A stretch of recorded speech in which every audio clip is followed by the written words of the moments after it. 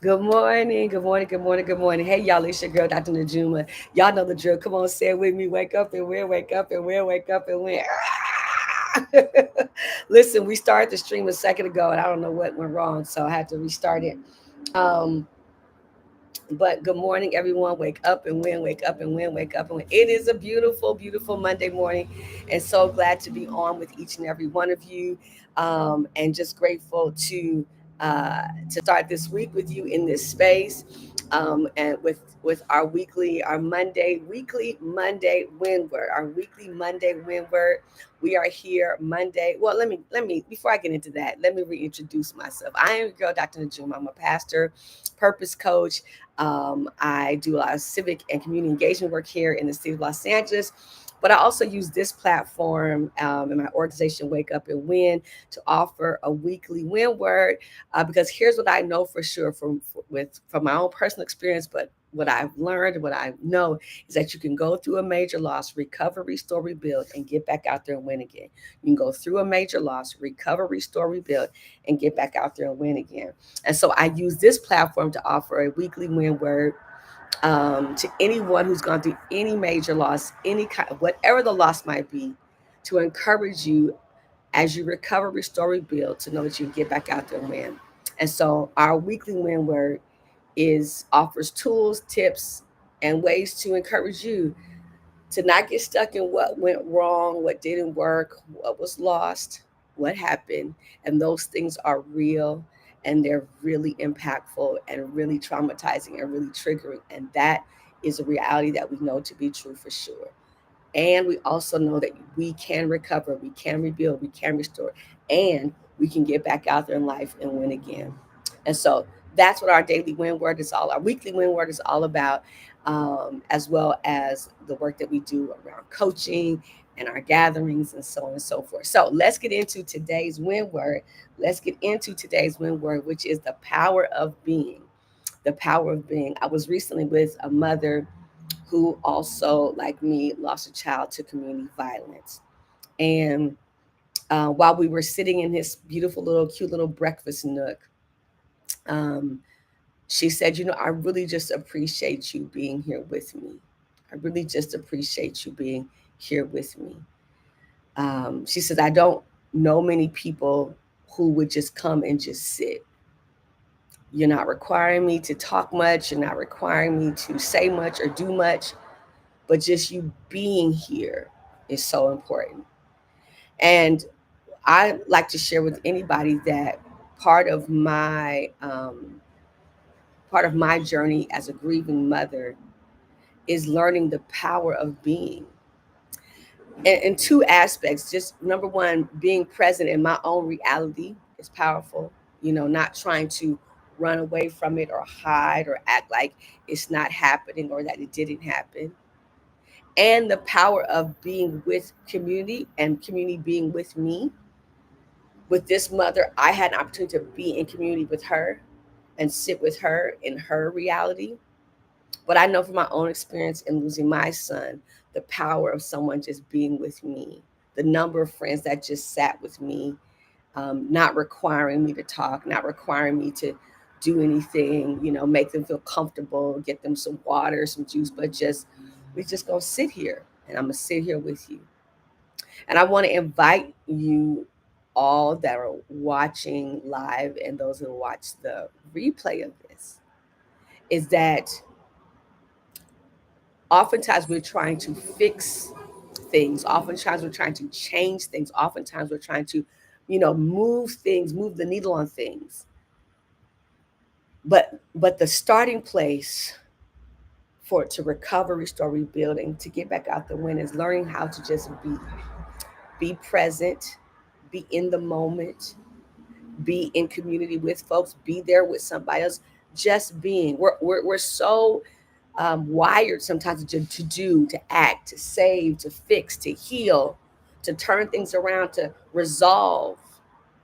But what about being?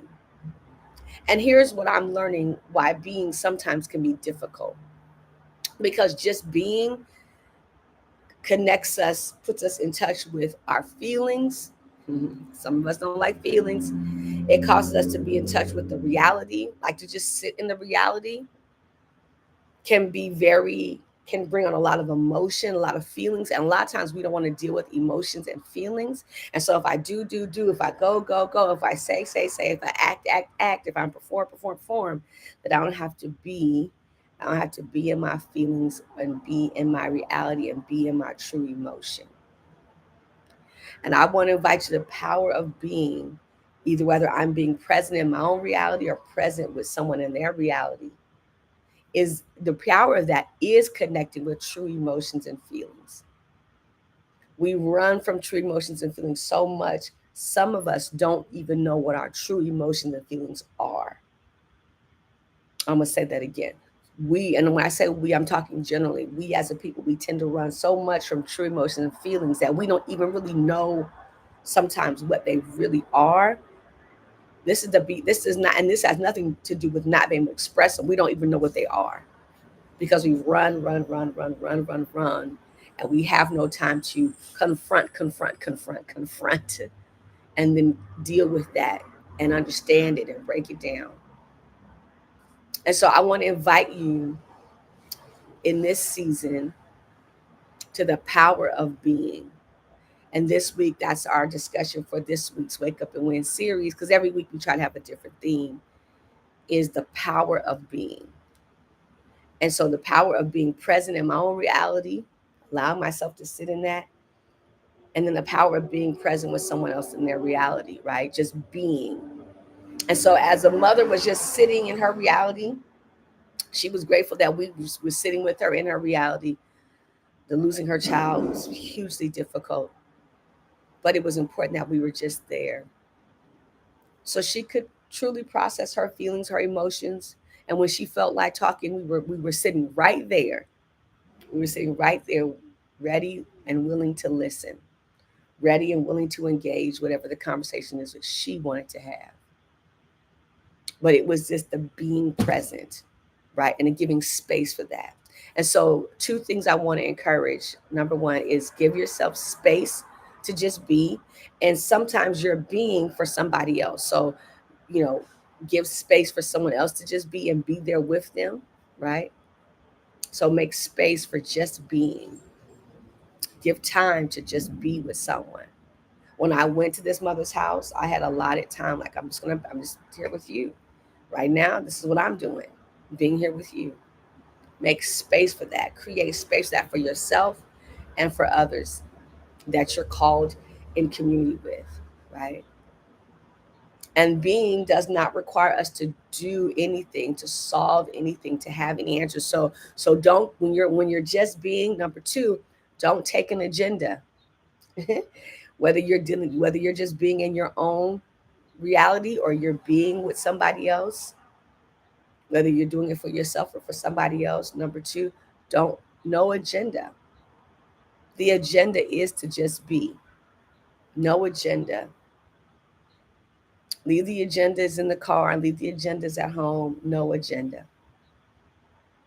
Because being with an agenda is not just being. The agenda is to just be with you and release the agenda.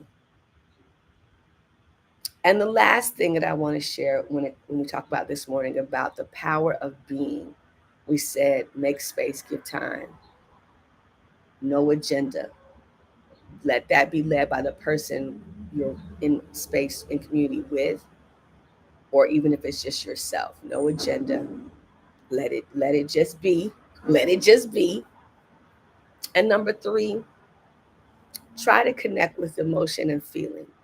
So if you're being sitting in your own reality and learn to just be in that space, try to connect with your true emotions and feelings.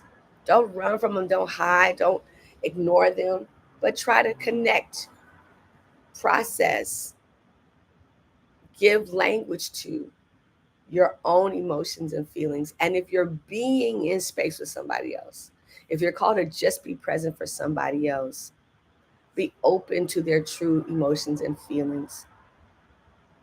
Be open and without having to resolve it for them. So if someone is sad, they can be sad.